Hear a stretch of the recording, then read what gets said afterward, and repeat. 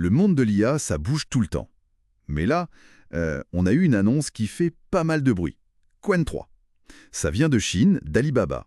Et c'est open source. On dirait qu'un nouveau gros joueur débarque. Absolument. Un acteur qui pourrait bien bousculer un peu les géants établis. Alors aujourd'hui, on va regarder ça de plus près. On essaie de comprendre ce que propose cette famille Qwen 3, ce qu'elle a dans le ventre et ce que ça implique pour la suite. On décortique l'IA. C'est parti. Déjà, faut bien voir que Qwen 3, c'est pas juste un modèle. Non, c'est toute une gamme. Ça part de modèles très légers, genre 0,6 milliards de paramètres. Les paramètres, c'est un peu les neurones du modèle, c'est ça? Exactement, en quelque sorte. Et ça monte jusqu'à des monstres, 235 milliards de paramètres. Et certains de ces gros modèles, ils ont une particularité. L'architecture Mixture of Experts, MOE. Ah oui, MOE, j'en entends parler de plus en plus. Qu'est-ce que ça change concrètement par rapport au modèle dense plus classique qu'ils proposent aussi? Mais l'idée du MOE, elle est assez maligne. Au lieu d'activer tout le modèle pour chaque question, le système ne réveille qu'une partie, des experts spécialisés. D'accord. Par exemple, sur le 235 milliards, peut-être que seuls 22 milliards de paramètres bossent vraiment à un instant T. Ah oui. Et l'avantage, c'est quoi alors? Potentiellement, c'est plus efficace, moins gourmand en calcul, quoi. Tout en gardant la puissance globale du gros modèle. Intéressant. Et niveau performance? Parce que les chiffres qu'Alibaba avance, ils sont assez dingues, non? Oui, c'est le moins qu'on puisse dire. Si on regarde les benchmarks qu'ils ont publiés, ils se positionnent comme un concurrent très sérieux, voire meilleur sur certains points. Comme quoi, par exemple? Sur le code, les maths, le raisonnement, l'appel de fonction, ils se comparent à du Gemini Tube.5 Pro, à certaines versions de GPT-4, DeepSeek, Grok, Llama 4 même.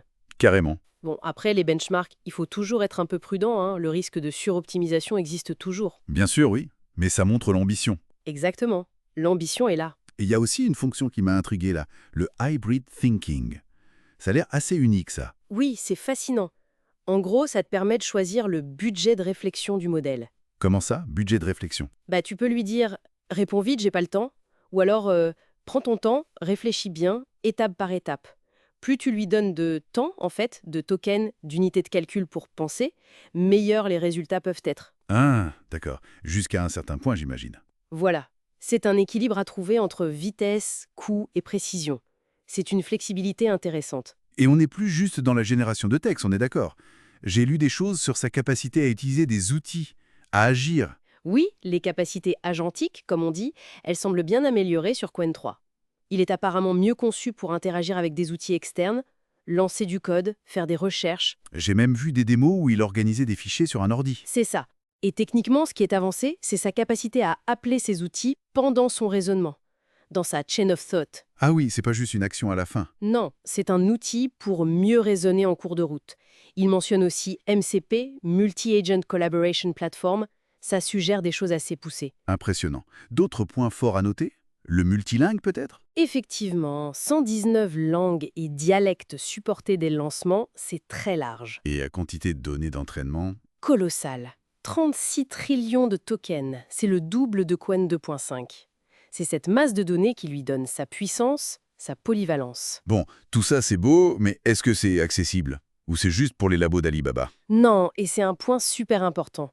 C'est open source, licence Apache 2.0. Ah, bonne nouvelle ça. Oui, donc on peut le tester. Il y a une interface de chat officielle, on peut utiliser l'API via des services comme OpenRouter, ou même, pour les plus motivés, l'installer chez soi avec Ollama, VLLM. Facilement. Les petits modèles, oui, ça peut tourner, mais le gros, le 235 milliards, là il faut une sacrée machine. On parle de 256 gigas de RAM. Ah oui, d'accord. Pas sur mon portable, quoi. Clairement pas. Et les gens qui l'ont essayé, les premiers retours, ça dit quoi? Enthousiasme général? C'est souvent un peu des deux, tu sais. Il y a un gros potentiel qui est souligné, surtout pour générer du code. Certains s'amusent à lui faire coder des jeux Tetris, Flappy Bird. Le raisonnement aussi semble pas mal. Mais, Mais il y a aussi des ratés, des réponses bof. Parfois c'est lent, surtout via le site web. Ça dépend vraiment du modèle choisi et si on active ou pas ce mode pensée hybride. d'accord, c'est pas magique non plus. Jamais. Mais pour résumer, Qwen 3, c'est clairement une étape. Une alternative open source très sérieuse qui vient jouer dans la cour des grands modèles propriétaires, sur le papier en tout cas, et avec des idées neuves comme le hybrid thinking. Du coup, ça pose une question intéressante pour finir. Est-ce que l'arrivée d'un acteur open source aussi costaud et accessible, ça pourrait vraiment changer la donne dans la course à l'IA? Accélérer l'innovation au-delà des labos des GAFAM et autres géants? C'est une excellente question. Ça pourrait redistribuer un peu les cartes, oui. Une piste à suivre, assurément, à méditer.